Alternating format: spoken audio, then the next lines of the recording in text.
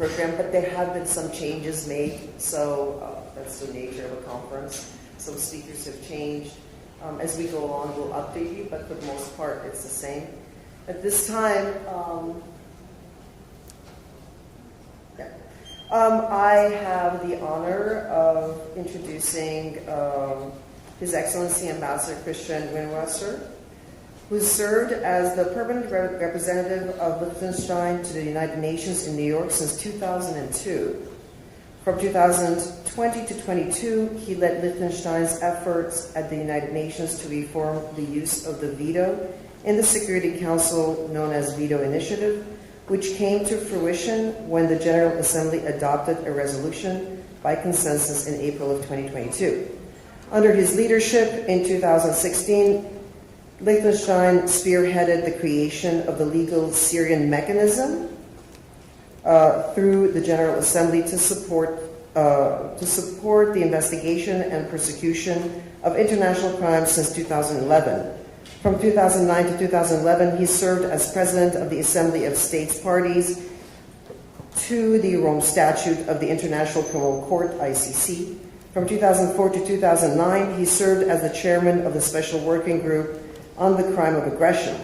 Other previously held functions include vice president of the Open-Ended Working Group as Security Council Reform, that's 2004 to 2005, chairman of the Ad Hoc Committee on the Scope of Legal Protection under the 1994 Convention on the Safety of UN Assembly's Third Committee, that's 2002.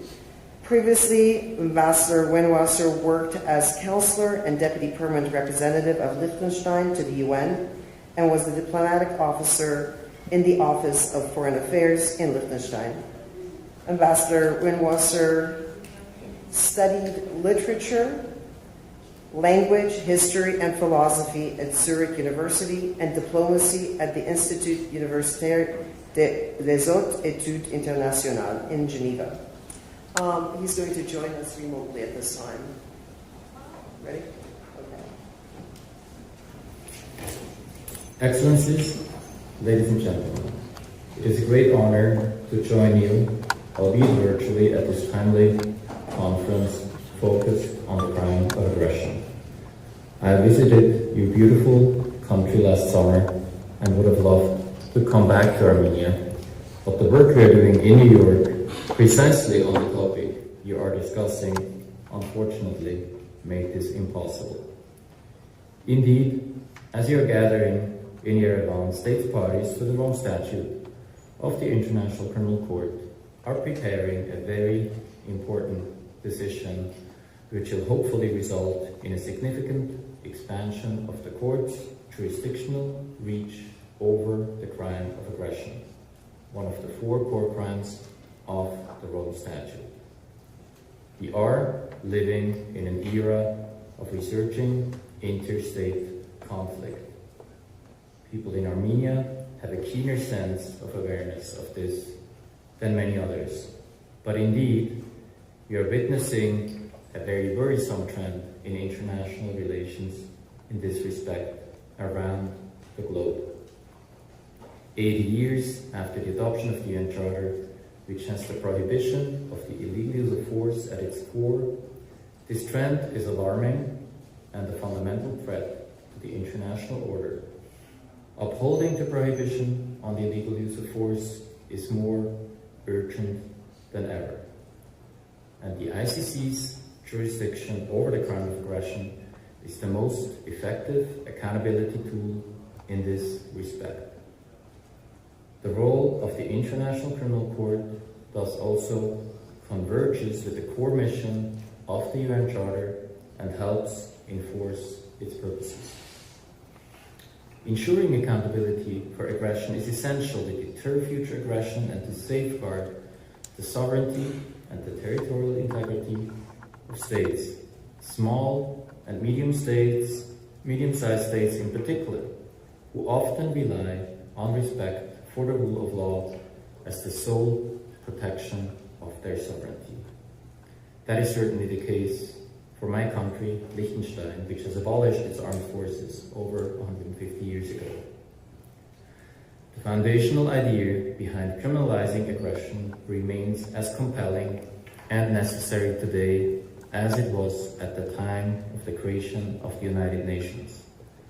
That political and military leaders be deterred from the illegal use of force as an instrument of policy, and if they nevertheless choose to resort to the use of force, that they will be held accountable in a court of law. For states facing essential threats, international law must not only be a set of rules, it must offer real protection.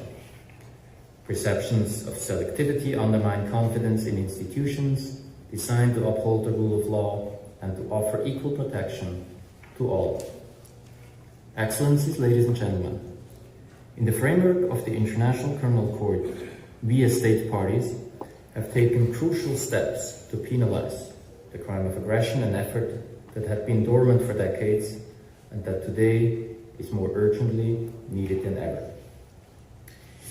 In 1998, at the Rome Conference, states parties acknowledged the centrality of the crime of aggression and included it in the Rome Statute at the same level as the other three core crimes: genocide, crimes against humanity, and war crimes.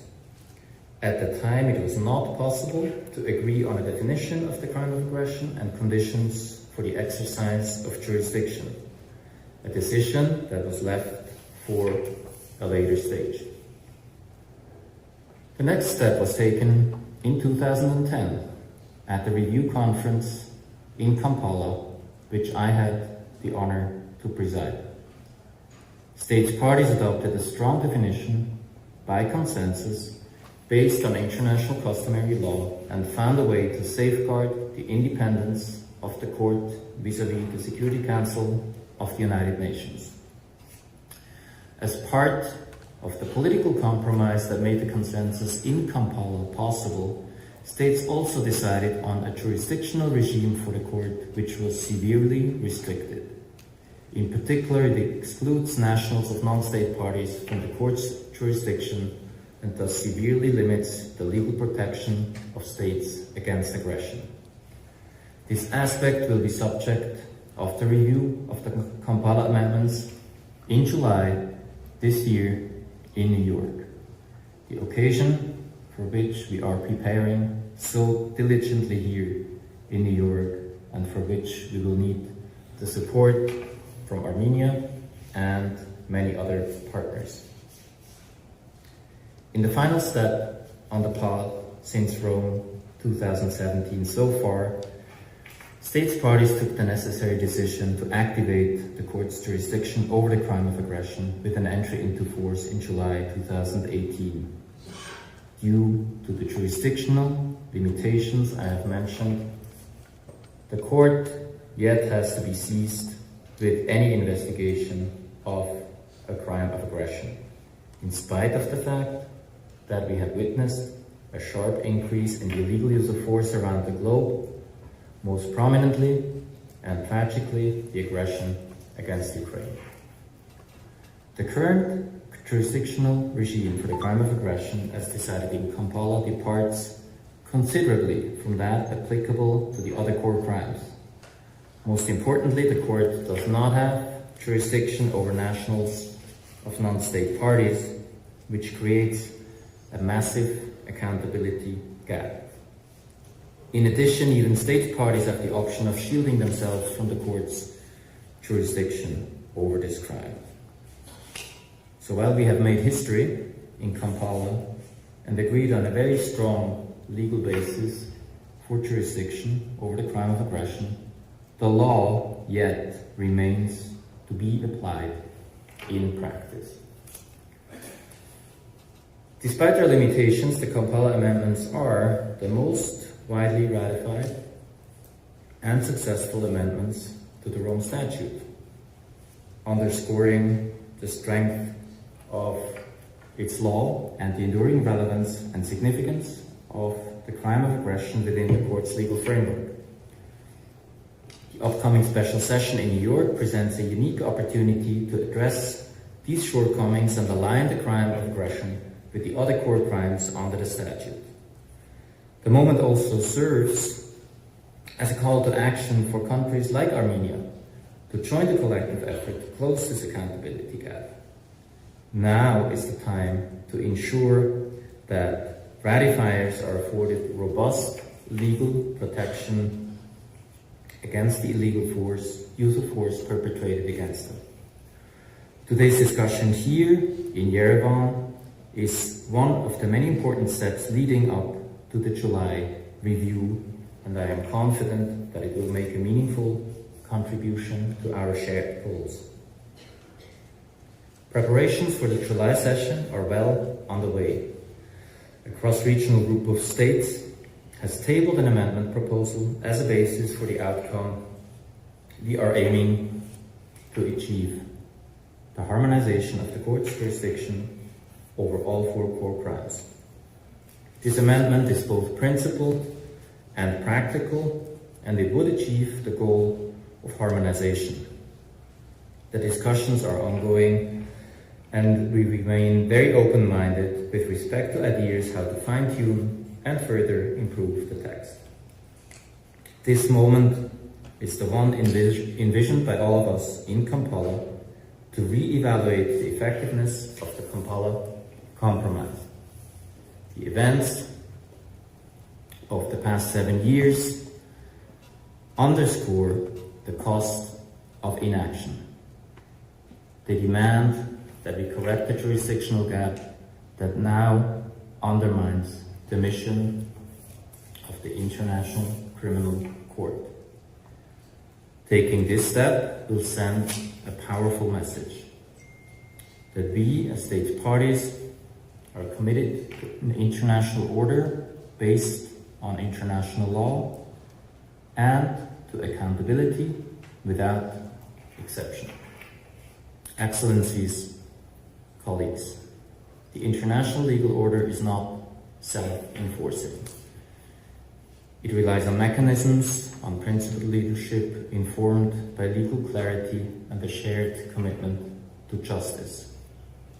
By taking steps to ensure accountability for the crime of aggression, we can reaffirm our support for the rule of law, close the dangerous existing accountability gap, and send a clear message that the illegal use of force is not beyond the reach of justice.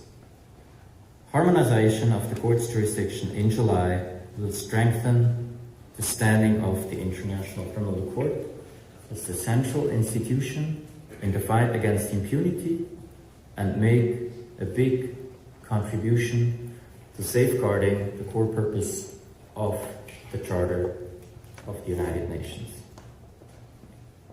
I wish you a productive discussion and a successful outcome of your deliberations, and I thank you for your attention.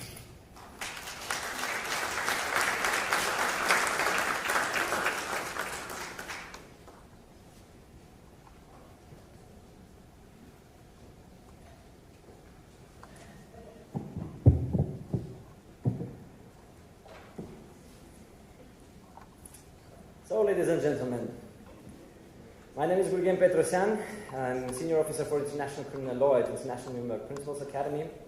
Most of you maybe know me, and I'm very, very thankful that you made such a big trip to come to Armenia. You found time in your busy schedules to visit us in Matenadaran to have discussions on a very important topic on crime of aggression. As Mr.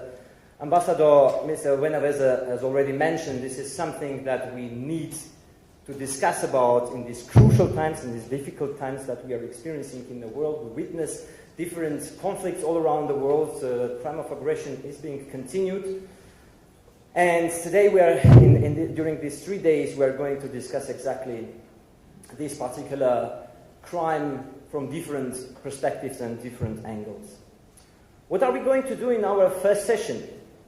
We are going to understand the crime of aggression from its scratch. We are going to understand how the perspective of Armenia is on the Kampala Amendment. We know that Armenia became the member to the International Criminal Court since last year, for which me and also everyone sitting here are proud of, that Armenia is member to the International Criminal Court, and the community Furthermore, we are going to discuss in this panel also the developments, the review in its core issues. What exactly is going to be reformed in July or in upcoming events around the crime of aggression and how important it is. So this is my honor to invite my distinguished panelists to the panel, and I will just remind you that we have 10 minutes for the presentations, and I will present one by one to each panelist, after which they will come to the floor and have a discussion. Please, I'm inviting my distinguished panelists to take their seats here.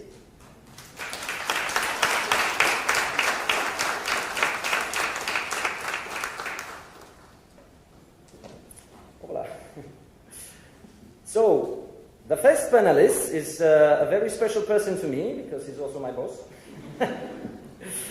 Professor Dr. Christoph Safferling, who is the director of International Nuremberg Principles Academy.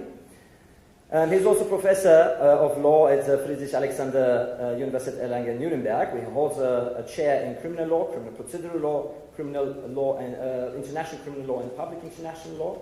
At the university, he is the director of the research unit on international criminal law. Further, he is the Whitney Harris International Law Fellow of the Robert Jackson Center in Jamestown, New York. His most researches are in the German and international contemporary legal history, international criminal law, human rights law, and the subjective elements of crime.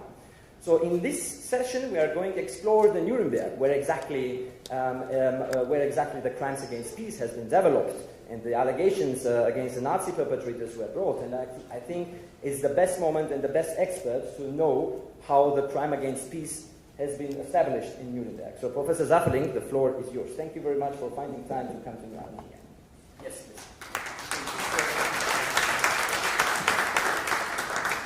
Yeah, thank you so much. Hello and good morning, everybody, and thank you, Gorgon, for this kind introduction. It's a real pleasure and honor to be here speaking to such a distinguished audience with so many friends and colleagues present.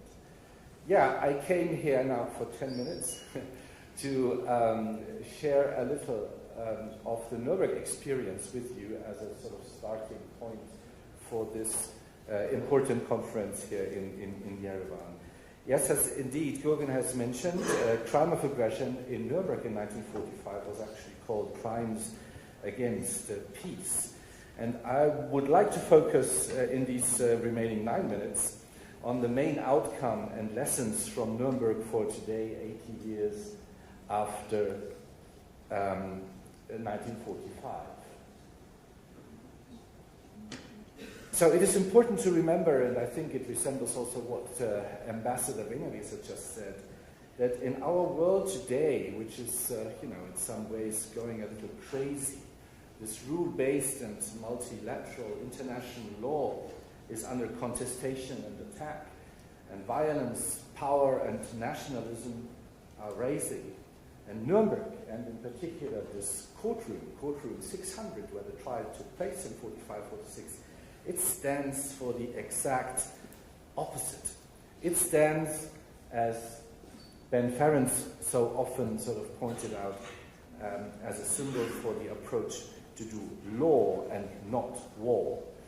You might know that actually the place just before outside courtroom 600 is now called the Ben Ferenc Platz. In case you haven't noticed, I'll put a photo of the sign up there, which I can actually see from the window of my office, which always reminds me of our good friend Benjamin Ferenc. The mastermind behind the trial was Robert H. Jackson, the American chief prosecutors. And he very much sort of focused on the approach that whatever we do, when we do a criminal trial, we really have to focus on the rule of law. And he pointed out in his opening address on 21st of November 1945, the wrongs which we seek to condemn and punish have been so calculated, so malignant, and so devastating that civilization cannot tolerate their being ignored because it cannot survive their being repeated. I think we cannot often enough remind ourselves of that very sentence, because it reminds us of what is actually at stake, which is the very survival of the civilization. And in his report after the conclusion of the trial to President Truman, he stated that this trial had put international law squarely on the side of peace against aggressive war. So that was very much the idea that Robert H. Jackson had when he organized this trial, that aggressive war was actually the evil as such, and that had to be fought, and aggression had to be criminalized. Now, the International Criminal Tribunal military tribunal in Nuremberg was also a real international enterprise. We must not forget, even if I sort of focus on the US American Chief Prosecutor Robert H. Jackson, France, the United Kingdom, and the Soviet Union were also very much involved in developing and then in actually conducting this trial. And we shouldn't forget that the chief prosecutor of the Soviet Union, for example, in his opening address said sentences like, "The defense knew that cynical mockery of the laws and customs of war constituted the gravest of crimes. They knew it, but they hoped that total war, by securing victory, would also secure their impunity." For those of you who are now reminded of current situations in Ukraine and Russia, they might remind themselves of this outspoken word of the then chief prosecutor of the Soviet Union. But it was difficult to bring four nations together with their different cultures of criminal law and criminal procedure, but they managed. They managed to actually prosecute and accuse 24 people, defendants at Nuremberg, from a variety of professions. They were politicians, they were military, with a military background, propagandists, and also industrialists, at least. They were attempted in order to show that the entire German society, the entire German nation was actually involved in the crimes against humanity, war crimes, and also in staging a war of aggression. And what they found in Nuremberg were these three crimes, which I just mentioned in the agreement that was then the London Charter of 8th of August 1945. In Article 6, you had these three crimes. Number one, crimes against peace, which meant planning, perpetrating, initiating, or waging an aggressive war. Then war crimes, and finally, crimes against humanity. The concept actually, again, maybe surprisingly, of crimes against peace was actually also very much I would like to show you the next picture.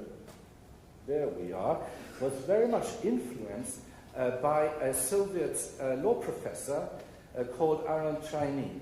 In 1937, he wrote a book, The Defense of Peace and Criminal Law, and he was criticizing the League of Nations very heavily for failing to make aggression a criminal offense and create a court that would prosecute a war of aggression. Of course, also the Lyon-Kellogg Pact of 1928, or Paris Pact of 1928, also was the sort of normative basis of the crime against peace. But Chinin's writings were very influential, and Robert H. Jackson had them translated into English in order to appreciate the importance of the writings of his Russian colleague. I'm not now going into the other crimes that much. We had crimes against humanity also as a new concept, obviously, focusing on a systematic and widespread sort of attack on civilization. The genocide, as a matter of fact, which is so important nowadays, was not part of the Nuremberg laws because it was too new a concept developed by Raphael Lemkin. I'm sure you're aware of that, who wrote Axis Rule in Occupied Europe in 1944, where he actually coined the word genocide, which wasn't existent before his writing. The procedure at Nuremberg was very much sort of under the anxiety that you might fail actually to achieve at a conviction, taking into account that when you go ahead with a criminal trial, you need actually to prove guilt beyond reasonable doubt. And Robert H. Jackson stated that, or made that clear in his speech on the 13th of April 1945, 1995 before the American Society of International Law, when he said that this is one of the risks that are taken whenever trials are commenced. The ultimate principle is that you must put no man on trial under the forms of judicial proceedings if you are not willing to see him freed, if not proven guilty. Luckily, Germans tend to document everything, so there were enough sort of proof in writing of the crimes, of the planning of the aggression and the Holocaust and the war crimes that took place, that were committed by SS, the Wehrmacht, and other armed groups, so that in the end of the 21 defendants that ended up being in the dock in Nuremberg, 3 were acquitted, but the others were convicted. 12 of them were convicted with the highest sentence available at that time, which was death sentence, and the others received had to serve time in prison. It might be interesting to note that of these 21 defendants that were actually then present in the dock, 12 were convicted for crimes against peace, and most of them who were convicted for crimes against peace were sentenced to death with this ultimate sentence that was available at that time. So what is now the lesson that we learned from Nuremberg? I said at the outset, this was the very beginning of international criminal law. That was where the crime of aggression, the crime against peace, was for the first time formulated and then indeed also executed. And the importance of this cannot be underestimated, and wasn't underestimated at that time. When we look, for example, at the behavior of the General Assembly of the United Nations and at the General Secretary, the Secretary General, in the first session of the United Nations General Assembly, the first Secretary General said, "In the interest of peace and in order to protect mankind against future wars, it will be of decisive significance to have the principles which were implied in the Nuremberg trials and according to which the German war criminals were sentenced, made a permanent part of the body of international law as quickly as possible." And that indeed happened then in Declaration 95, which was adopted by the General Assembly on the 11th of December 1946, which is called the Nuremberg Principles Declaration, where these principles were then actually adopted or confirmed as principles of international law. And the first principle being, there's no impunity for international crimes, and principle number 6 saying that the crime of aggression is an international crime. If certain acts of violation in treaties are crimes, they are crimes whether the United States does them or whether Germany does them, and we are not prepared to lay down a rule of criminal conduct against others which we would not be willing to have invoked against us. Again, Robert H. Jackson stating at the London conference in preparing for the INT statute, also something that we cannot sort of reiterate often enough when we look at several states that were involved at that time. But then again, it is important to remember that from the legacy of Nuremberg, also again a Jackson quote, we must never forget that the record on which we judge the defendants is the record on which history will judge us tomorrow. To pass the defendants a poison chalice is to put it to our own lips as well. So this is the outcome, and this is the lesson that we learn from Nuremberg. There is no impunity for international crimes, but we must do this endeavor and proceed with the prosecution with such sort of moral implications that we do not forget that even the worst accused have a right to a fair trial. Ladies and gentlemen, for the time being, so thank you so much for your attention.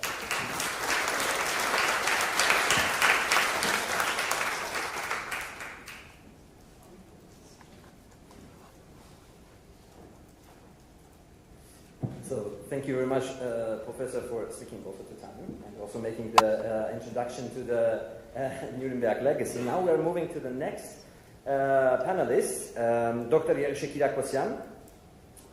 He's a scholar and educator in international law with a PhD from Yerevan State University.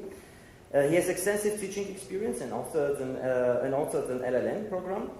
As an Armenian representative on international legal matters for the past 6 years, he has appeared before the International Court of Justice, European Court of Human Rights, and in international tribunals. He is the co-founder and managing partner of Equality Law Partners. Dr. Kyriakosyan is a member of the ICCID panel of arbitration and conciliators, licensed attorney in Armenia since 2016. And also from my side, I need to thank Dr. Kyriakosyan for his all work that he has done before the International Court of Justice and all other tribunals for the Armenian interest. Thank you very much. Please.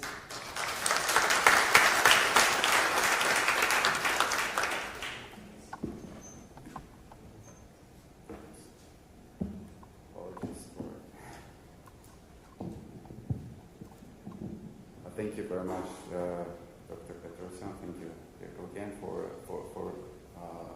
nice words for the presentation. Thank you for the panelists for the presentation. I think the topic that we have selected today for the discussion is very important topic. Maybe it makes the life of the International Criminal Court even harder, because even without the crime of aggression, or even without the jurisdiction of the crime of aggression, unfortunately the fate of the International Criminal Court and also the effectiveness of the international criminal justice in general today is sort of a bit endangered, or in a pause mode, I would say, which I'm saying with a very disturbed heart, because I think the developments that led to the establishment of the only permanent institution for international criminal justice came at a great cost for the humanity, because it cost 2 world wars, enormous sufferings, millions of victims, and many attempts to hold accountable perpetrators through ad hoc adjudication, but eventually establishment of the ICC was a milestone development. I really hope that the future will be more brighter. I'll present some insights from the Armenian perspective, and also trying to cover the Armenia's approach towards the Kampala Amendment and during the ratification process and the decision made when Armenia was ratifying the ICC statute. You know that Armenia has signed the ICC statute in its initial form when there has been no amendments back in 1999, October 1st. And after that, the ratification of the ICC statute was paused because Armenian Constitutional Court declared the statute unconstitutional. The 2 common grounds have been used as in many cases of the European countries. One was the complementarity principle, very famous, and the other one was the right to receive pardons, which was prescribed under the Constitution. It was a decision of the court back in 2004. We had amended the Constitution since then twice, and when we started the discussions about the ratification of the statute recently, after the 2020 war, and especially after the aggression against the Armenian sovereign territory in 2021, starting from 2021 May, as it was indicated by an honorable speaker, the keynote address. And we have been contemplating about the possibilities of invoking the ICC jurisdiction. What will it be? How it will be useful for the Armenia's case scenario? How it will be used to protect Armenia's interests and secure and safeguard Armenia? Because I consider myself that ratification of the ICC statute, maybe many lawyers wouldn't agree with me, but I'm very confident in that terms that it's a security layer. It's surely a security layer, and I'm sure that it has been played as such in the past years after ratification and entry into force. I'm very positive about that. And of course, the core crimes, we know the core crimes against humanity, genocide, and war crimes, which are a special category of crimes. But, and of course, that there's no doubt about that, but how the jurisdiction will be exercising those crimes. But with regard to the crime of aggression, we have a very special case in the case of crime of aggression. It was not, I think it is not surprising while the activation of the jurisdiction of the court over the crime of aggression was delayed a little bit. And it was not very unsurprising that we had also later on the Kampala amendments coming in 2010. And we did a late activation in 2017. And also, it's not surprising that we have so many hurdles, so many preconditions for accessing jurisdiction over crime of aggression ingrained in the Kampala Amendment itself, and which make actually the exercise of the jurisdiction by the ICC even harder. And I'm sure that all of you know that there have been, since the Kampala Amendment and since the activation of the jurisdiction of the court on that, and there has been many, many discussions about the jurisdiction of the court in this regard, what is required for the court to proceed with the jurisdiction. And you have, of course, the Security Council determination requirements, which is a precondition for the procedure to proceed. If not, you have the pretrial chamber to make a determination of this decision for that. That's kind of precondition for kicking off the investigation. But not only that, but you have also the problem with the actual exercise of jurisdiction, because Kampala allows an opt-out clause. It allows to the member states, the state parties, to opt out from jurisdiction of the aggression, crime of aggression, which kind of makes it very problematic for states joining the courts to understand whether they'll be protected from the aggressors of the non-state party. Because in the case of Armenia, the source of aggression, of course, is Azerbaijan. We know, and we understand that Azerbaijan is not a party, has never been recognized as jurisdiction, probably will never become a party to the ICC statute. I would be very happy personally if Azerbaijan made that decision, honestly. I would be really happy, would be applauding in the first row if that decision ever were made. But I'm not that positive about that. And in this case scenario, we understood with this debate that is happening between the member states, we understand that the Kampala wouldn't be granting this or no promised protection for Armenia. And we also had this understanding and perception that since Armenia has started this route for ratification of the Rome Statute in its purest form, we didn't want to complicate this procedure even more, because adding up Kampala amendments to the ratification of the statute would make it more complicated internally to communicate this and to also legally structure the reasoning for what is happening. Why are we ratifying this amendment only? Because there are other amendments apart from Kampala, But you know that there is also the debate about the interpretation about the Kampala amendments. If I'm not mistaken, there are groups of states which interpret the Kampala amendments differently. There is a very small group of states which interpret it more narrowly or restrictively, trying to narrow it down even to the extent that both states, the victim state and the aggressor states, need to be the parties so that the court may have the power to exercise jurisdiction, as opposed to a more general, or a common approach, which is more widespread approach among the member states, which is at least one of the parties, either member state, either victim state or aggressor state, needs to be a party, so that it enables the exercise of the jurisdiction over the crime of aggression.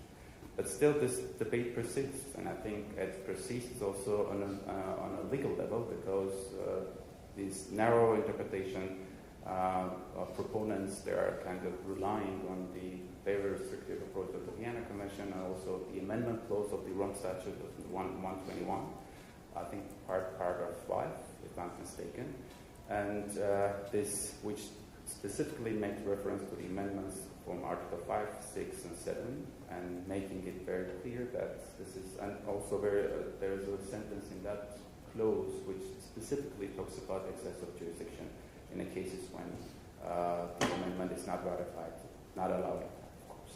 So this creates a lot of legal tension, a lot of legal problematic, and a lot of really uncertainties for the countries, newly countries joining the ICC, and also thinking about ratifying Kampala amendments.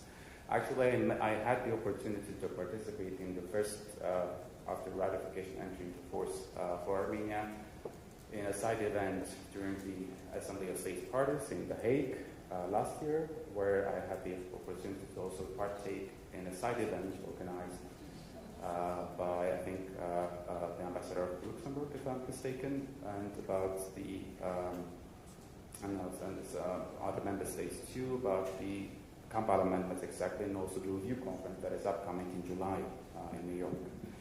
And we expressed also our readiness as a country, because I think for Armenia, having a very workable jurisdictional mechanism of aggression, crime of aggression, is fundamental. And I think it's crucial, and I think Armenia should be very active in this sense in review conference in July, so that we can also be part of this process, be part of this reviewing process of the Kampala, trying to somehow cure the deficiencies of the drafting of the Kampala. Although you have one has to be very careful not to harm more, because there are many legal intricacies and nuances that we need to be mindful of. But I'm very positive that we need to be active in this sense. This is just in 2 words from Armenian perspective. I see that my time is up. I'll maybe stop here better, and I'll be glad to answer any questions that you may have. Thank you very much for your attention.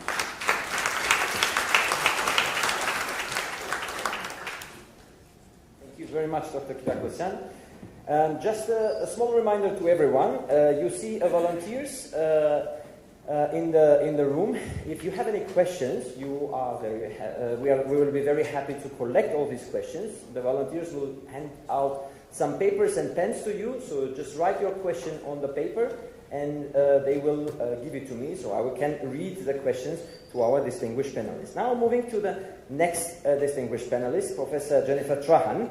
Professor Jennifer Trahan is a professor at the New York University Center for Global Affairs, where she directs the concentration in international law and human rights. She also serves as a convener of the Global Institute for the Prevention of Aggression. She is a leading expert on international law, international justice, international criminal tribunals, and especially the crime of aggression. She holds various positions with the American branch of IAL, including vice president. She served on the Council of Advisors on the application of the Rome Statute to cyber warfare as a part of working group advising Ukraine and others on establishing a special tribunal on the crime of aggression. She has published a lot on the crime of aggression. I'm very happy and honored that Professor Trahan, who very, very enthusiastically pushes for the changes in the Kampala Amendment, that she is here, and thank you very much, Professor. The floor is yours.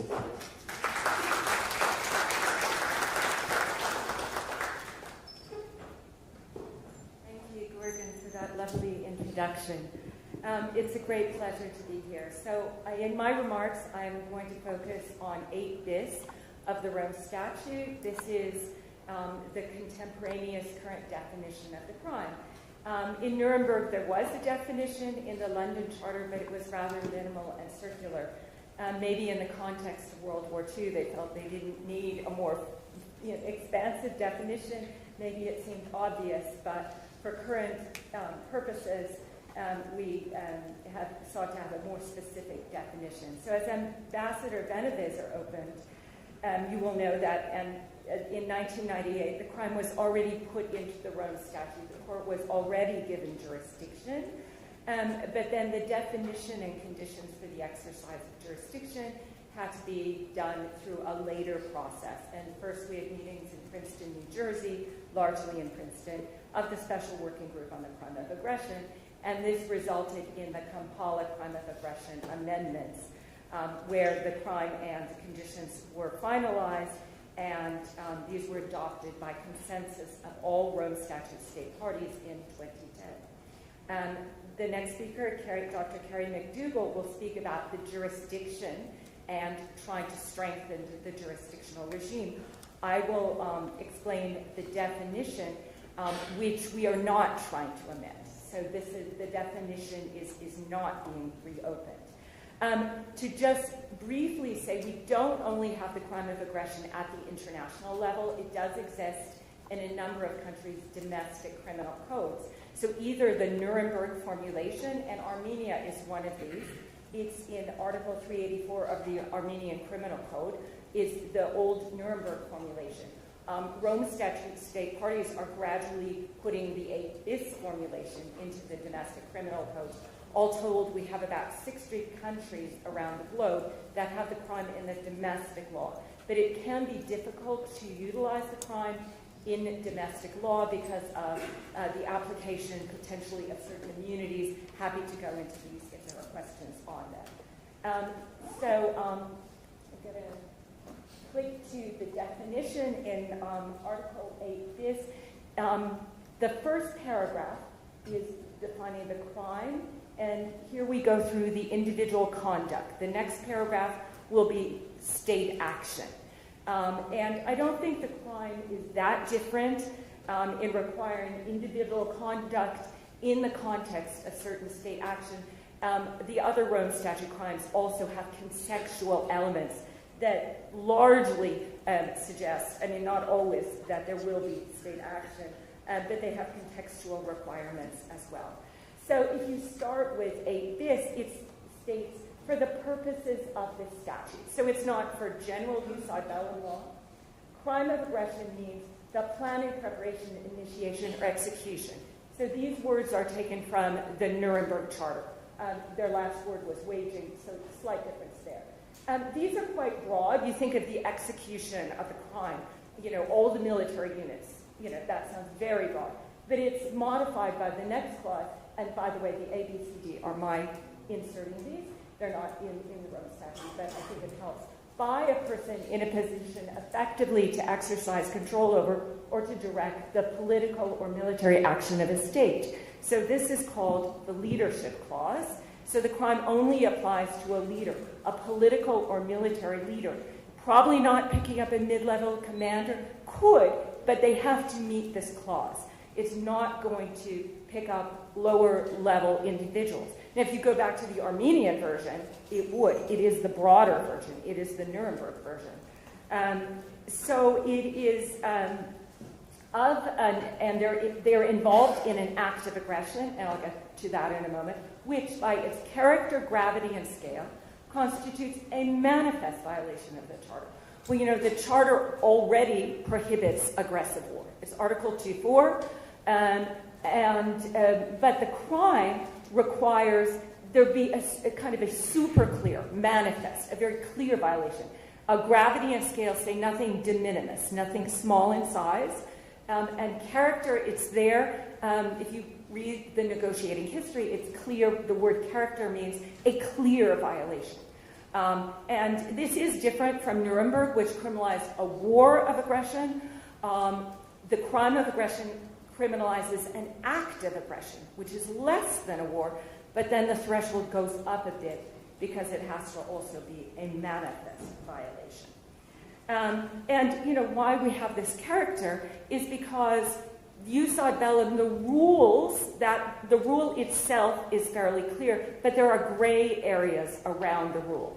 There's sometimes what is or is not self-defense. There are debated areas of the use ad bellum law. So what we're seeing here is they do not make a good crime for prosecution. It has to be a super clear situation. Going to the next paragraph. Whoops. Oh, yes. Act of aggression. This is our state conduct element. For the purposes of paragraph 1, again, not all of use ad bellum law, act of aggression means the use of armed force by a state against the sovereignty, territorial integrity, or political independence of another state, or in any other manner inconsistent with the Charter of the UN. So that first sentence basically tracks 2.4 of the UN Charter. So crime of aggression is picking up UN Charter violations, except they have to be also manifest. And then it goes on, any of the following acts, regardless of a declaration of war, shall, in accordance with UNGA Resolution 3314, qualify as an act of aggression. And then we go on to have a list. And these are from 1974. So in the negotiations, these were not redone. They picked up existing texts. Invasion or attack, ... and including, so I won't read all of the details, bombardment, blockade, attack, and it's similar to Part A, the use of armed forces of one state in the territory of the other state in contravention of the agreement. So sometimes the state can ask for or to receive armed assistance, but in violation of such an agreement. Or the action of its state in allowing its territory to be used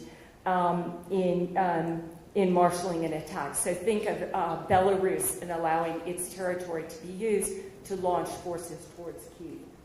And the last one, G, the sending by or on behalf of the state of armed bands, groups, irregulars, etc.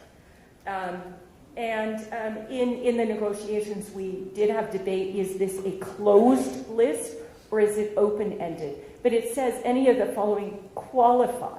So it suggests these qualify, but doesn't exclude something else. So it's somewhat open-ended, but it's closed by the requirements of paragraph 1 that it still has to be a manifest, a very clear charter violation. For Armenian purposes, I read too quickly over A includes occupation. So I just wanted to point that out because that might be, or annexation is also picked up in A. So two things you might wonder about in the list, because we used a definition from 1974, it is somewhat limited in that it was the 1974 vision of what aggression looks like.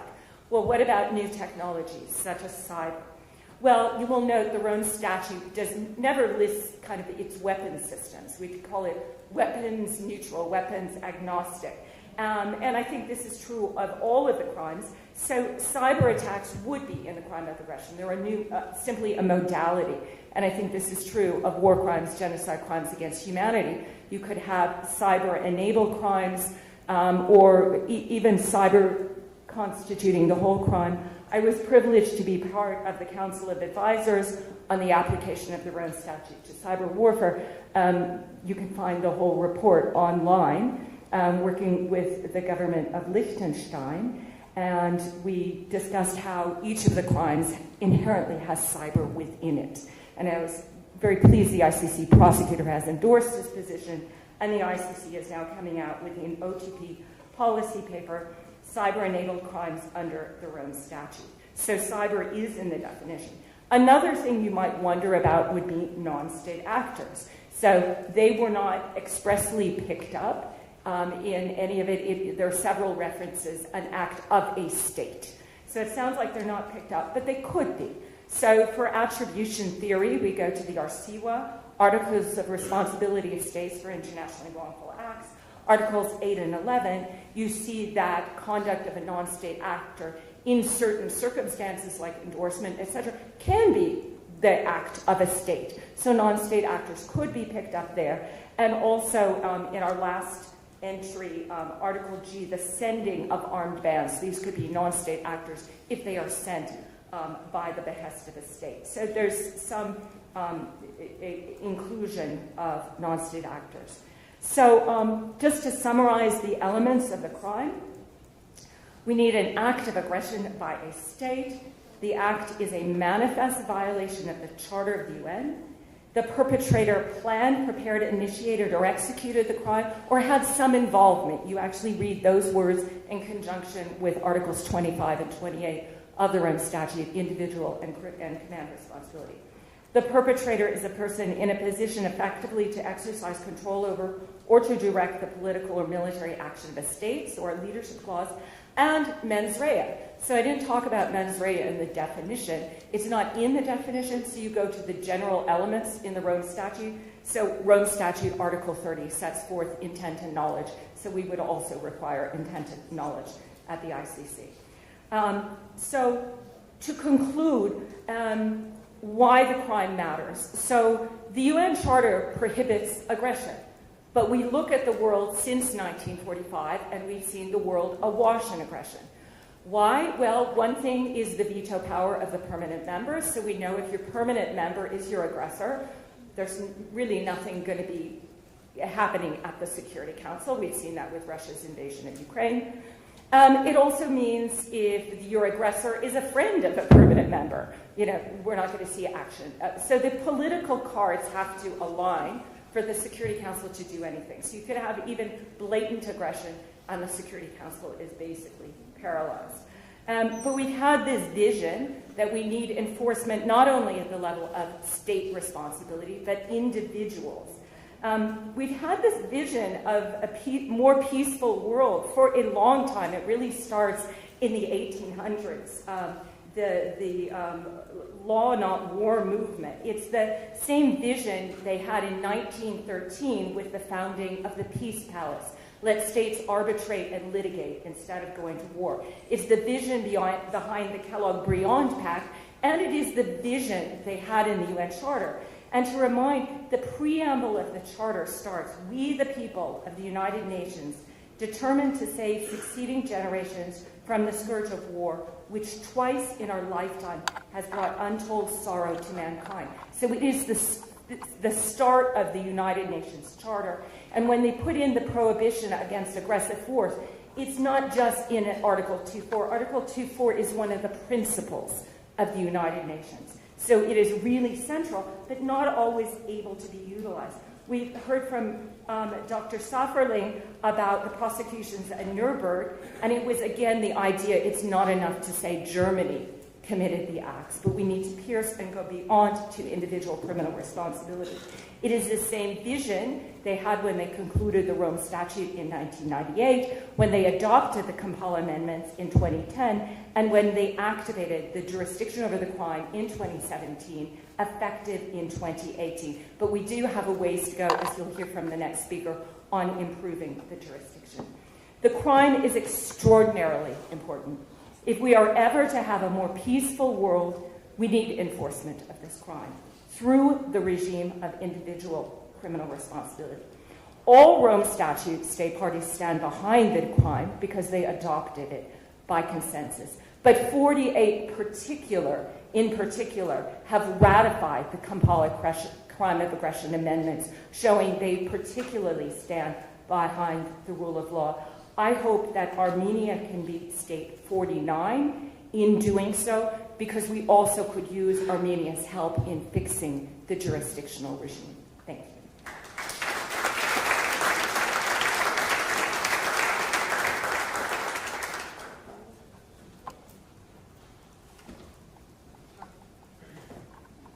Thank you very much, Professor Tran.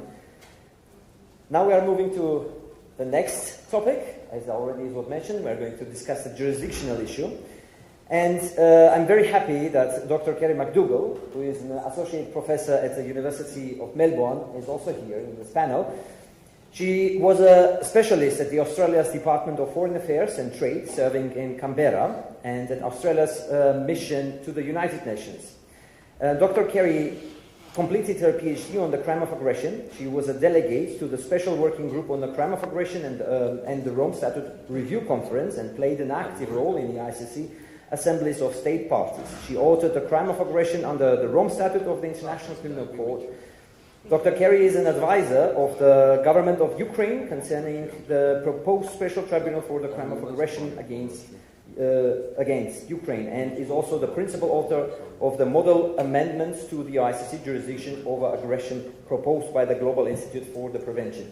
Thank you very much, Dr. McDougall, for being here and also pushing for the crime of aggression and changes in this regard. Thank you very much. Please, the floor is yours.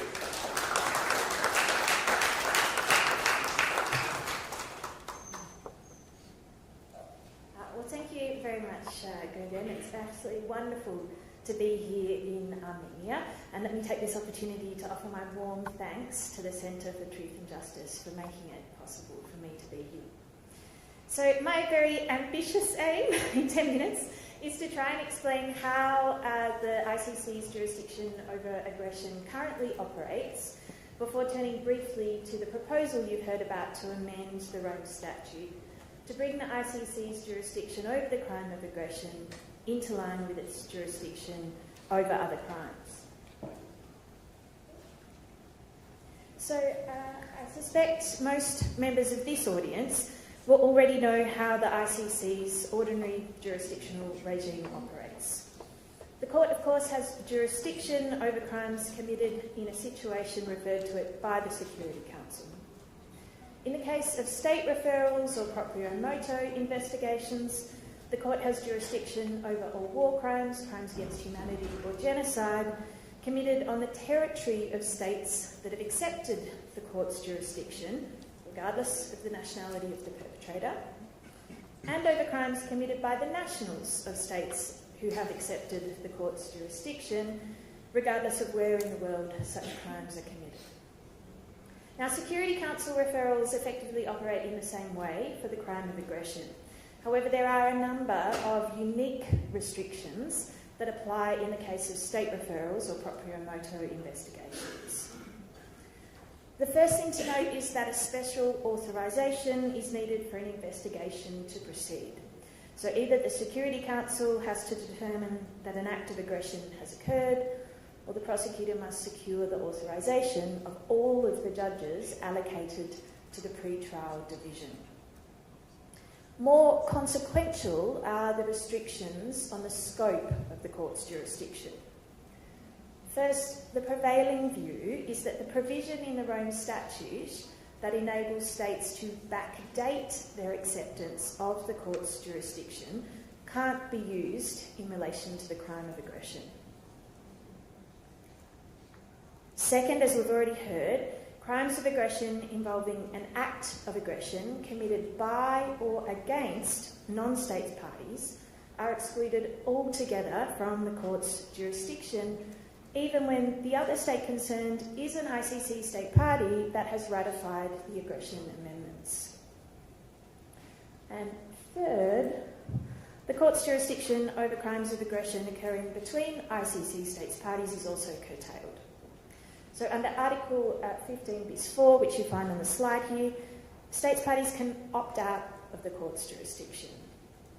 And here we really get to the heart of things, because in the years between the adoption of the aggression amendments in 2010 and the activation of the court's jurisdiction over the crime of aggression at the end of 2017, a sharp difference of views emerged as to the proper interpretation of this paragraph. The broad interpretation, held by a majority of states parties and experts, is that ratification of the aggression amendments by one of the victim or aggressor state parties is sufficient to give the ICC jurisdiction. The narrow interpretation, championed by a small group of states, led by the US, UK, France, Canada, Norway and Japan, is that both the aggressor and victim state party must have ratified the amendments. And of course here we're assuming at all times that the aggressor state party has not lodged an opt-out declaration. The resolution of this interpretive question in effect determines whether the ICC's jurisdictional reach is limited to crimes of aggression occurring exclusively between the 48 states parties that have ratified the amendments, or whether that jurisdiction extends to a situation where at least one of those 48 ratifying states is either a victim or aggressor, so long as the other state involved is also a state party and the aggressor state party has not lodged an opt-out declaration. Proponents of the narrow interpretation argue that the article you see here, 15 bis 4, must be read together with the second sentence of Article 121.5. Article 121.5 is the provision under which states parties decided the aggression amendments enter into force. And in the context of other amendments, states parties seem to have agreed that the second sentence of 121.5 requires ratification by both the territorial state and the state of nationality before the ICC can exercise jurisdiction. Proponents of the broad interpretation deny that the second sentence of 121.5 applies, one of the main arguments in favour of that view is that the text of 15 bis 4 is inconsistent with that second sentence, such that 15 bis 4 must be applied as the lex specialis. And I think this is undoubtedly the better view. This interpretation is more faithful to the ordinary meaning of the terms of Article 15 bis in their context and in light of their object and purpose. It's also the only interpretation that is consistent with the fact that in the lead up to the aggression amendments, one group of states wanted the ordinary jurisdictional regime found in Article 12 to apply. Another group of states wanted the 121.5 opt-in approach to govern the amendments. The opt-out compromise that we find in paragraph 4 was the deal reached to bring those two sides together. No state in Kampala or in the lead up to that meeting was arguing in favour of opt-in plus opt-out, which is what the narrow interpretation represents. Now, going beyond that very brief overview to explain the arguments that support this conclusion is complex. It requires a really detailed analysis of the text of 15 bis, the resolution under which the aggression amendments were adopted, and the negotiating history. So if you're interested, you can read the 51 pages of my book dedicated to this analysis. But for now, let's just assume that I'm right, and that the proper interpretation of 15 bis 4 is that ratification of the aggression amendments by either a victim or aggressor state party will give the ICC jurisdiction over a crime of aggression involving a fellow state party, so long as the aggressor state hasn't opted out. And to be very clear, I am not alone in preferring this interpretation. A clear majority of states parties were on the record as supporting it. Despite this, the resolution adopted in December 2017 that activated the ICC's jurisdiction over aggression as of 18 July 2018 clearly demonstrates or clearly endorses the narrow interpretation that requires ratification by both the victim and aggressor states. This was a direct result of the UK and France refusing to agree to activation unless the Assembly of States Parties included language in the resolution that affirmed the narrow interpretation. When all efforts to secure a compromise failed and the vote politically unrealistic, those states that favoured the broad interpretation ultimately conceded the point in order to secure activation, as expressly noted by a significant number of states immediately after the resolution's adoption. Indeed, it's quite noteworthy that the next paragraph in that activation resolution reaffirms that it is the judges of the court who are responsible for interpreting the Rome Statute. Proponents of the broad interpretation clearly hoped that this paragraph would provide a hook for the ICC's judges to look beyond the resolution text. And I think the ICC's judges should look beyond that resolution text, because in my view it quite clearly does not amount to a subsequent agreement for the purposes of the Vienna Convention on the Law of Treaties, because there's ample evidence that there was no substantive agreement that the resolution reflects the proper interpretation of Article 15 bis 4. All of which is to say that in my view the broad interpretation is the better one, and it remains open to the judges. So this means that were Armenia to ratify the aggression amendments today, it would receive protection against acts of aggression committed by any other state party, so long as the aggressor state party had not lodged an opt-out declaration opting out of the court's jurisdiction. So the ICC's jurisdiction over the crime of aggression is not as narrow as the UK or France or their friends would have us believe. But it is narrower than the court's jurisdiction over other serious crimes because of the ability of states parties to opt out, and because the ICC cannot touch a crime of aggression involving an act of aggression committed by or against a non-state party. Now, as Ambassador Venevesa noted, a group of states has tabled a proposed amendment aimed at bringing the court's jurisdiction over aggression into line with its jurisdiction over other crimes. Specifically, under the proposed amendment, the court would remove the non-state party carve-out and the state party opt-out and apply the court's ordinary jurisdictional regime such that the court would have jurisdiction where the aggression amendments have been ratified by the territorial state or the state of nationality of the perpetrator. The rationale for the amendment is clear. We're seeking to reduce the selectivity that plagues the crime of aggression and to enhance the protection that Rome Statute membership can offer states parties. The amendment text that has been tabled, which the Armenian government will be considering in its capacity as an ICC state party, was prepared by the Global Institute for the Prevention of Aggression. I was the principal author of the text, so let me use my last minute to make some brief observations about the proposal. The interaction of the provisions of the Rome Statute governing jurisdiction and the provisions governing amendments is complex. Things get particularly tricky when what is contemplated is the amendment of an amendment. Naturally, I'd be very happy to discuss exactly why the proposed amendment is shaped as it is, but the key point I'd make for now is that it has been carefully crafted to keep the door closed on the type of ex post facto reinterpretations that we saw emerge after the adoption of the aggression amendments in 2010. Another key point to make is that the amendment will only have prospective effect, that is, the enlarged portion of the court's jurisdiction will not be able to be applied to past crimes of aggression. In line with the Assembly's practice, the proposed amendment text that has been tabled consists of only the proposed amendment to the Rome Statute. GIPA has prepared a draft resolution, though, under which we recommend the amendment be adopted.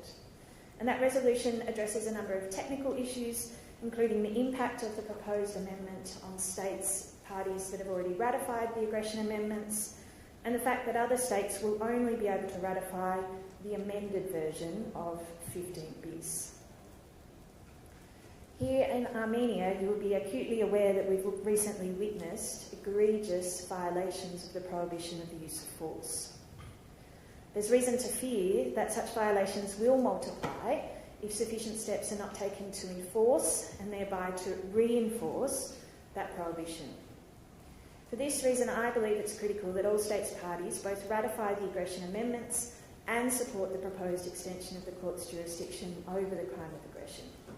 This will underline each state's commitment to the prohibition of the use of force and underscore the prohibition's role as the keystone of the international legal order. At the end of the day, this is an outcome that is in the national security interest of all states, particularly those who face real and present danger. Thank you.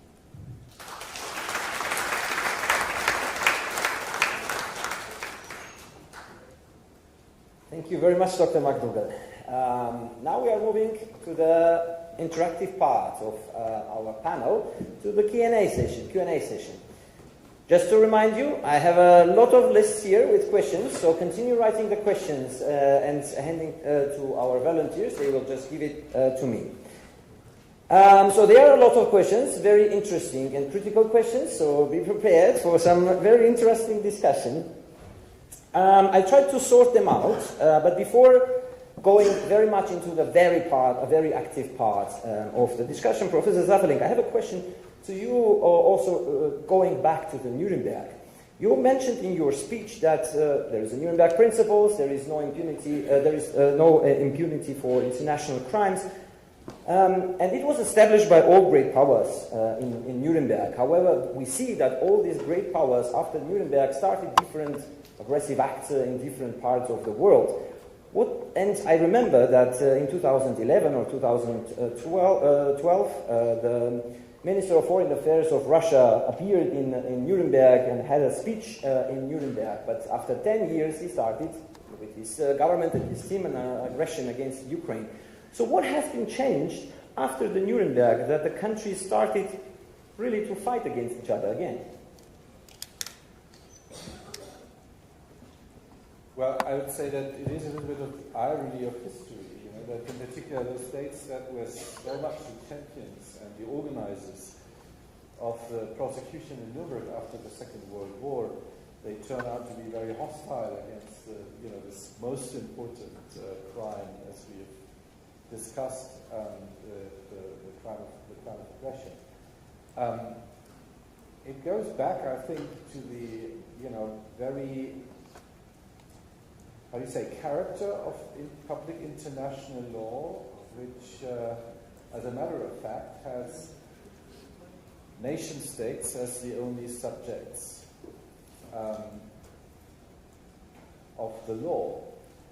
And these states are sovereign, they are absolute, and therefore they don't like to be controlled.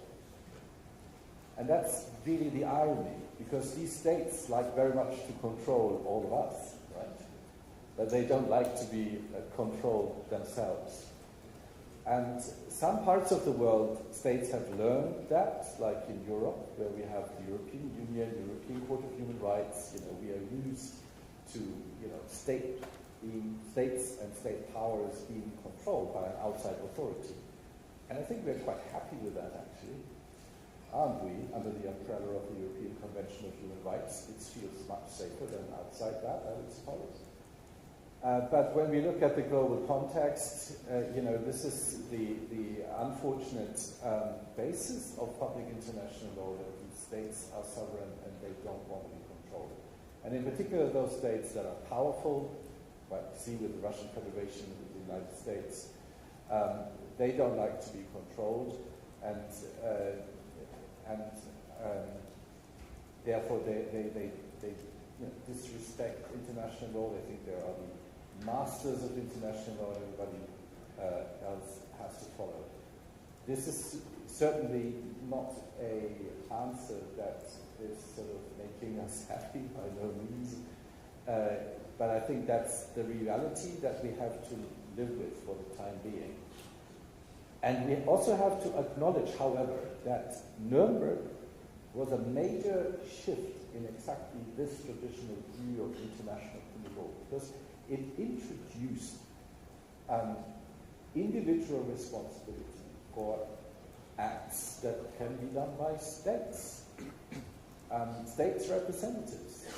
And that is a novelty, was a novelty at that time, and it still is not being appreciated by those states who don't want to be controlled. But we, I think, going back to 1945, as states that are willing to engage in a rule-based international law, we really have to insist on these Nuremberg legacies to be disseminated, implemented, and that those states and those individuals contribute, that they have to be held accountable. But still, after 80 years, we have to appreciate that this is rather new to international criminal law, and we still have to be more persuasive. Thank you. Professor, maybe do you want to add also something to that? Or? I might just add one sentence, because I think Dr. Safferling really outlined the answer very well. And it's a state that doesn't want to be bound by the crime of aggression is essentially saying we want to reserve the right to manifestly violate the UN Charter and have no criminal responsibility. I think that's an untenable position for any state to take. And the states that don't stand behind the amendment, I keep asking them, why do you need to reserve the right to manifestly violate the UN Charter? You're bound by the UN Charter already, and yet you want no responsibility if you manifestly violate it.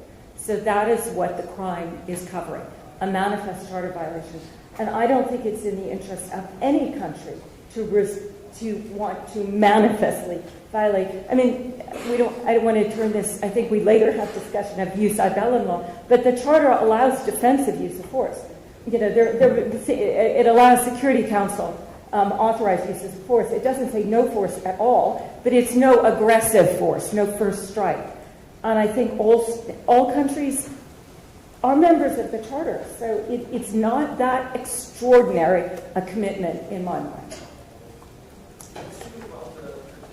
Speaking about the definition, Professor Dan, And Professor Zaveling, you also mentioned that this is something that is against the sovereignty of another state or territorial integrity of the other state.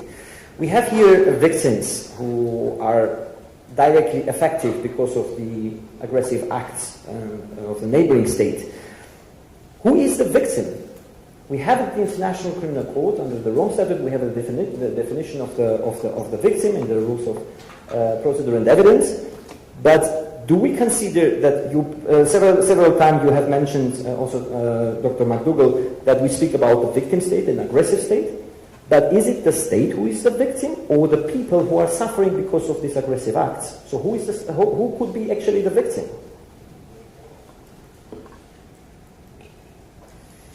I mean, in this very close-knit world of experts who engage on the crime of aggression, and it's very common to talk about the victim or aggressor state. The first point to be clear is you can have multiple victims and multiple aggressors. But to your precise question about whether it's individuals or states, I think it is, from a jus ad bellum point of view, you have both. But from a Rome Statute definition of victim perspective, quite clearly it is individuals. And I have written at length about the fact that I think that is going to completely overwhelm the court, particularly if we have a large-scale act of aggression leading to prosecutions for the crime of aggression.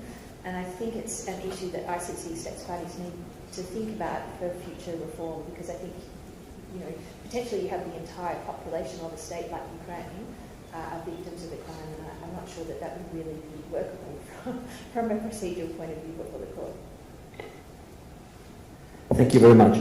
Dr. Kyriakosyan, you have mentioned also in your speech that there were also some nuances that you wanted to say about Armenians' possible joining steps to the Kampala amendments. Do you want to say some few more on that, or? I'm not sure I'll be. I have the authority now to elaborate on that. Maybe it's for the decision makers to elaborate on that. But maybe I'll try to contribute to the question that you asked, and we were discussing about the question why our states or the powerful states are opposing to the crime of aggression, or why our states. Of course, you mentioned that you have the UN Charter already, which prohibits the aggressive use of force. Yet rightly also provides the right to self-defense. The powerful states, as was mentioned, they like to control the situation. If they are entering the realm of the criminalization of the aggression as a crime, it really drastically limits limits the power. Exactly, limits the power, because that's why because it's comfortable for the powerful states to stay in the realm of the UN security or UN security format, because you have the Security Council with the P5 membership status, which really gives them a lot of leverage with regard to definition of aggression or qualifying actions of aggression. So they have the control of the situation. When they ratify Kampala, when they agree to aggression as a crime, now they lose the control. They exactly lose the control. I think that's exactly this critical part that Arno, I think defines why the question, or answers the question why. And that's the thing. And I think there is maybe there is kind of a tension between the UN security structure and the Kampala crime of aggression, because the crime of aggression is, as it said, is famously said, is a child of jus ad bellum. The continuation of jus ad bellum is a crime, but the security structure is in the UN Charter, not the ICC statute. Maybe that's also one of the reasons why it makes it so difficult and complicated to make this crime work, because it really goes back to the security structure decided after the Second World War. And again, for the army is essentially interested to do so. Maybe also a question, an adding question to that, because I have a question exactly speaking about that. How it would be possible to ensure the security of Armenia through the Kampala amendments? Kampala amendments and amendment of Kampala amendments maybe, or better say that way. So double amendments. because, as I mentioned, it was rightly mentioned by Professor McDowell also, but the problems that we have with regard to the implementation of the Kampala are quite different interpretations, the narrow interpretation, more broader approaches to really create a mess a little bit. I think my understanding, but even I think the one thing that I understand from just going back a little bit to ratifying the process of ratifying the ICC statute, why I think that the ICC statute adds up to the security level of Armenia, including also maybe Kampala Amendment 2, is the fear of individual criminal responsibility, and also with a narrow understanding of the crime of aggression, it goes up to the ladder, to the highest official of the country, to the president. It makes it very personal. And I think that when it makes it very personal, it adds up deterrence effect. That's my understanding. So, although people might say that ICC is like it's not working, you have sanctions sent against the court, against the prosecutor personally, and you have the big players not want to play with the court, not allowing the court to effectively function. But still, there is a fear, especially in this region. There is this effect, I think, that adds up to Armenia's security. Thank you. I have also another question, maybe also to all panelists. Given the impending review conference that may hopefully change the Kampala amendments, why should Armenia then ratify Kampala now, rather than if the conference activates the jurisdiction, so the changes happen? Please. I can start and Kurt can add. Well, a lot of the negotiations right now are only open to states parties. So, sorry, that doesn't work. I'm a little bit jet-lagged. Armenia, could play a constructive role now. We very much need the voice in order to do the fix. I think East Timor ratified last week, and I think it's a wonderful show of support for the Rome Statute system, for the crime of aggression in particular. We can feature East Timor's voice at the UN and why they've chosen to ratify, particularly going into the negotiations. I don't know how quickly this could be done, but it would be a powerful endorsement of the rule of law and endorsement of the crime in helping us try to do the fix of jurisdiction. And it's with the jurisdictional fix that I think the crime would be much more protective for Armenia, because we would get rid of 15 bis paragraph 5, the non-state party exclusion. And that's what I think Armenia would want, would be coverage of non-state parties for their act of aggression. And that's why we could use Armenia's voice now to help achieve this. I couldn't agree more. And let me also emphasize, it would change an awful lot if Armenia would be another state, part of the club of those who really believe in Kampala, make them their cause. They believe in the definition, they believe in the crime, and now let's sort out these procedural mishaps. That it would be a great symbol.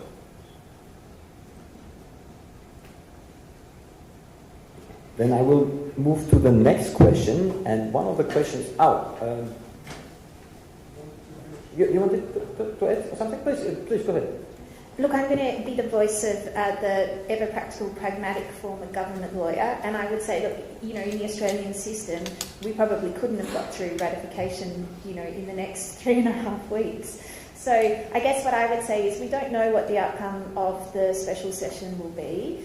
It may, this may be the first push or effort. I mean, obviously, we're very hopeful that states will support the proposed amendment. I guess I would add that if we are not successful on this occasion, I would still recommend ratification of the existing Kampala amendment to Armenia, and then to join with us to keep trying to broaden the court's jurisdiction. So continuing with this special topic, considering that the US, Russia, they are not member to the ICC, but both of them are trying to attack International Criminal Court and all member states around the ICC. What is their role in blocking the July review conference? I don't know. There is an arrest warrant against some members of the International Criminal Court. There are sanctions against the ICC. And seeing that this may happen in July in New York, where some problems are also a little bit problematic there. So what is their role in this whole review conference of these great powers? So I can start this off. So far, preparatory work for the review has been in the Special Working Group on Amendments, which is only open to states parties. And we do already see the opposition in that forum. It has been UK, France, Canada, and Japan. And they say the review should be used for kind of a stock taking of states. Have you had trouble ratifying? What's your experience ratifying? And we kind of evaluate where we are. It's a little bit like the stock taking in 2010, where they spent the first week of Kampala, let's look at our system of the field of international justice. So we kind of have a deja vu, we can just stock take and not reach the topic at hand. So we see our opposition, but I think our schedule is going to give some room for that discussion and then reach the topic at hand.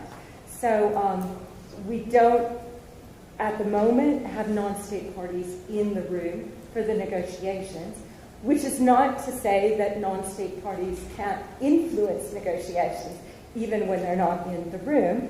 We certainly saw that in Kampala and can potentially anticipate that as well. This is a difficult endeavor, okay? It's a really difficult one. In Kampala, there were so many, and it's really, not to be too simplistic, but it is smaller states on the geopolitical stage that see the crime of aggression as protection for them. And in Kampala, we had so many of these smaller states together. But in truth, it's difficult because not all of the delegates who were there in 2010 are still the delegates of today. And we have to kind of rebuild this coalition of smaller states to say, we want this crime because we don't want to be the victim of aggression. So that is the challenge. We just had one thing from the perspective of a former delegate to the Assembly, and that is I think it's actually very important that Assembly meetings and the special session will be open to non-state party participation. Because ultimately our hope is that states like my state Australia, like Armenia, will lead by example and will ultimately convince states like the United States and Russia of the benefits of joining the Rome Statute. So I think it is really important to include them in that conversation. And ultimately, at the end of the day, it is potential that this will go to a vote to try and build a coalition of states, as Jen has mentioned.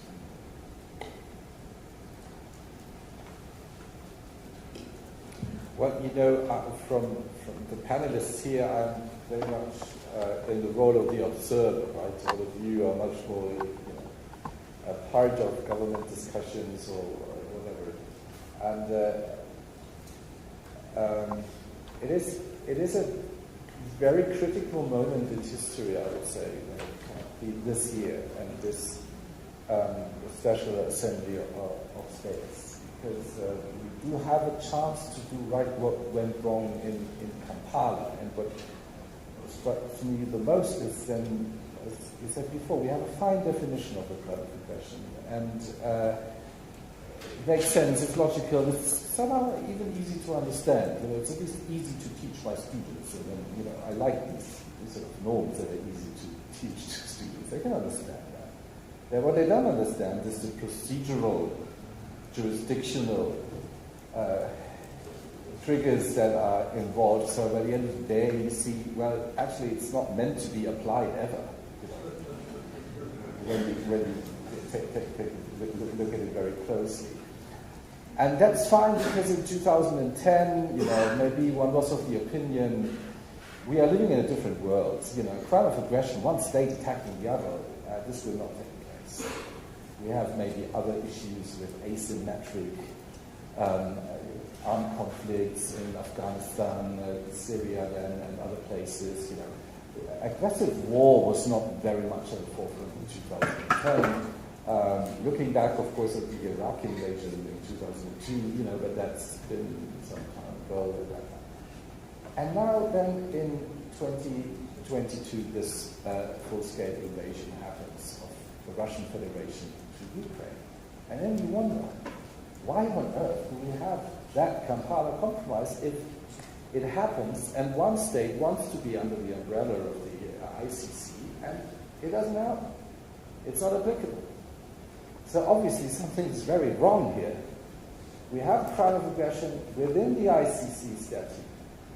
Part of the Nuremberg legacy. It's very logical that it's in there. It has to be in there. And then something like Ukraine happens and it doesn't happen. So we really must use this time now to correct what went wrong in Kampala. And this leads all of us to believe in what started in Nuremberg is the right thing to do in order to make this world more secure, in particular for those who are not as powerful. Because this is what law does. Law always protects minorities, protects those who need protection. So we really, as states who believe in rule-based international law, must really assemble here and put all our stakes together and must not be irritated by these sanction threats that come from the United States government. I mean, we don't know. It's still a month to go. Whatever will happen within the next 4 weeks and what sort of sanctions will be imposed. With this erratic guy in the White House, you never really know what will happen. So we must not be irritated. We must go straight forward with what we have planned. That is really what I urge all of us to do. Let us not be irritated. Thank you. I just wanted to add one thought. Christoph's remarks reminded me that Carrie and I have been involved since basically February 2022 in trying to work to establish a special tribunal on the crime of aggression for the situation of Ukraine, an ad hoc tribunal. And a lot of, there has been pushback. Why ad hoc? And well, we've tried to do this because we can't use the ICC. But reflect, the ICC was created to get rid of the ad hoc approach. Before ICC, we had the ad hoc tribunal. And ad hoc, yes, it's good in the situation country, but then it leads to selectivity because you have certain ad hocs and not other ad hocs. And then you say, well, why an ad hoc for Ukraine, but not in other situations? So that is why we have the ICC. That is why the crime of aggression is in the Rome Statute. It was intended to be at the ICC, so we don't have to set up ad hocs.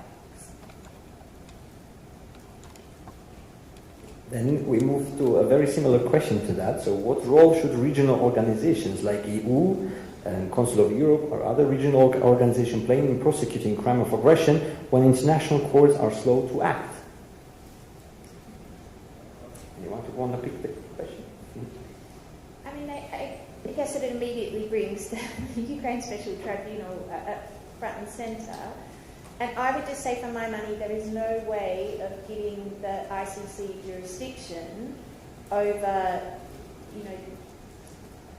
the crimes of aggression committed on Ukrainian territory that predate any enlargement of the ICC's jurisdiction.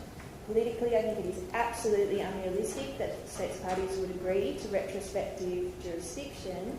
And while I respect very different views on this, I also think it would be legally problematic because I think the definition of the crime of aggression under the Rome Statute is in fact wider than the customary definition of the crime. So I think that would create problems with non-criminals in rege.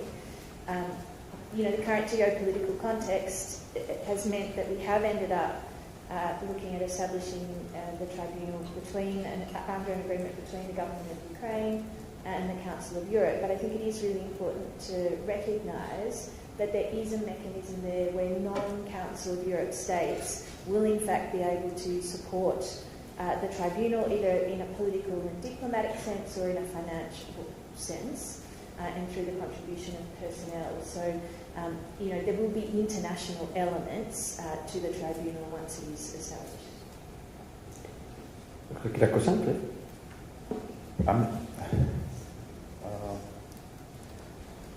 The question was what role would the regional organizations like EU play? I'm not very sure where they have or they should have any role to play. That's my understanding of this, because I think what we have here, why we go back to a special tribunal now, because we have a crisis in the system. Because you really have a system that is not functioning. So you're going back, step back.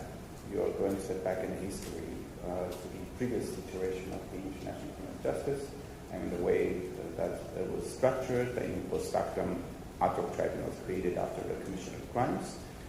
Why? Because we maybe failed to have a good system in Kampala. I don't know what we can do. We can do maybe better to convene or create some maybe or accumulate the political consensus or try to cure this deficiency, because you really need to make the system work. But I don't think it's effective to go back again to the ad hoc approach, because it's good to have the ad hoc approach, but I think it's better to have this permanent system that has been created, that has been, as I mentioned in the beginning of my speech, I mean, this has been an accumulation of the century history, starting from the First World War, and even maybe going back in time, because it's a huge achievement. But I'm also mindful of the shortcomings. Why it's happening with the crime of aggression, as I told you nicely, because it's not an ordinary crime. It's not like war. It's very different from war crimes against humanity, and genocide. It's a very political charged crime, as I said, is very intrinsically connected with the security system of the UN, as opposed to the others. They are also, but this is directly connected. It stems from the Articles of War, and that's why this is a crisis. And since we have this situation involved since 2022 in Baghdad. We have to live through this.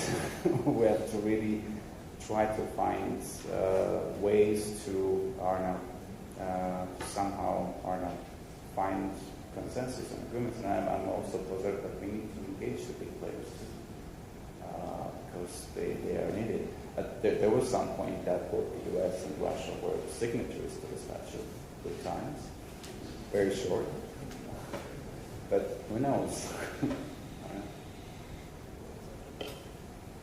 Yeah, thank you. I like your saying that there's crisis in the system, right? But that's probably true for international law altogether. There's always a crisis in the system. And when you look at the UN Charter, the whole architecture of the security, so it doesn't make sense. There are so many gaps and misconceptions there. It's not a conclusive system. International law doesn't ever seem to be a conclusive system, but in particular here, we've said this before, with the crime of aggression, we have to sort this out. There's no doubt. Concerning the question of the importance of regional instruments, let me maybe paint a bit of a broader picture, because I wouldn't be as critical.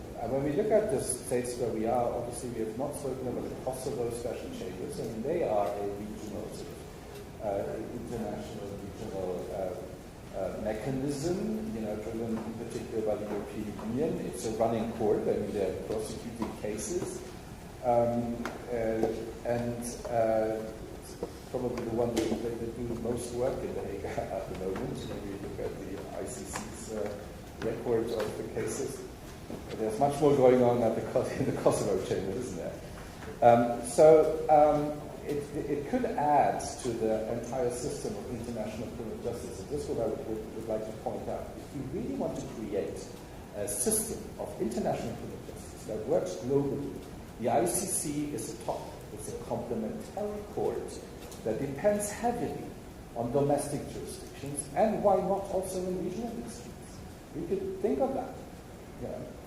We could think about an African Union sort of criminal court. Why not? If they want to do this, they could do this. They have to relate it to the ICC, obviously, which will be, and which was meant to be, the permanent institution which symbolizes that what was invented in 1945 in Nuremberg. That is the institution worldwide that stands for exactly this.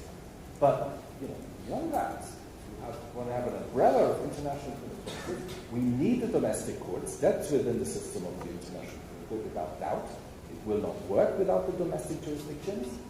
And at the same time, I'll be open also to discuss regional instruments if certain regions want to sort this out. Why not? Now, with the Special Tribunal for Ukraine and the Council of Europe, I'm not really happy, I have to say, for several reasons.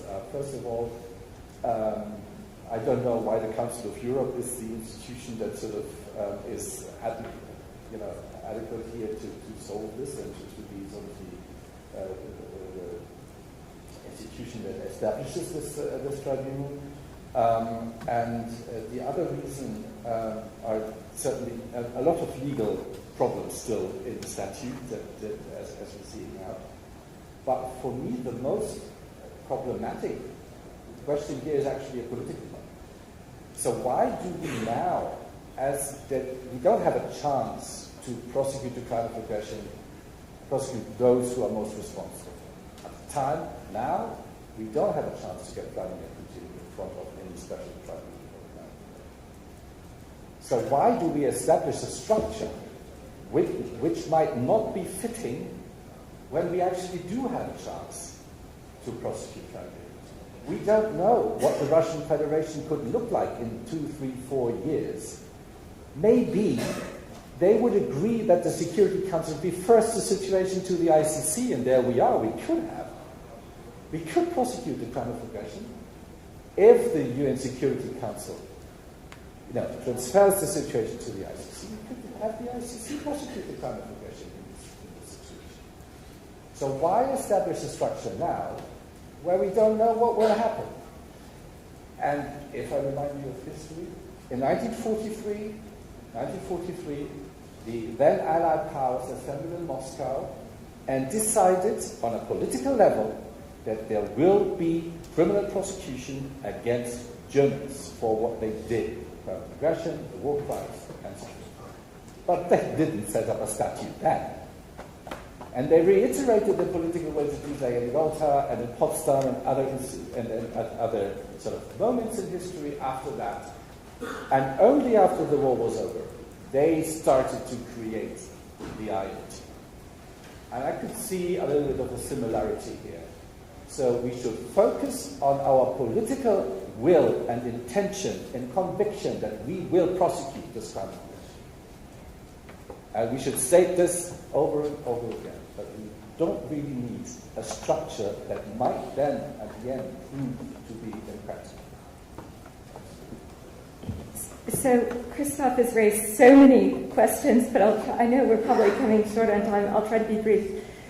He referred to complementarity. So we normally do hope complementarity will work. Crime of aggression is particularly ill-suited to complementarity because of potential immunities problems at the domestic level.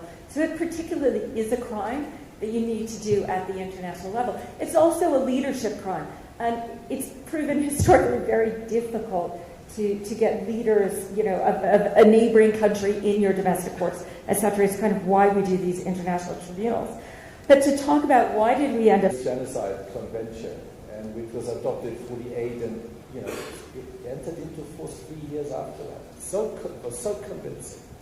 As was the Rome Statute. 4 years later, it was entered into force because it had enough ratifications. So it was so convincing to many states that they immediately ratified. If you look at Justice Jackson, the speeches he gave before Nuremberg and then at Nuremberg, he really made a change. So everybody here in this room should believe that if we put our energy together, we can really change international law, even if, Jennifer, I couldn't agree more, sometimes it takes far too long and it's a very tiresome process. Indeed it is, but we must not lose the energy and the hope that we, as individuals and together as a civil society, we can actually influence international law change. Thank you.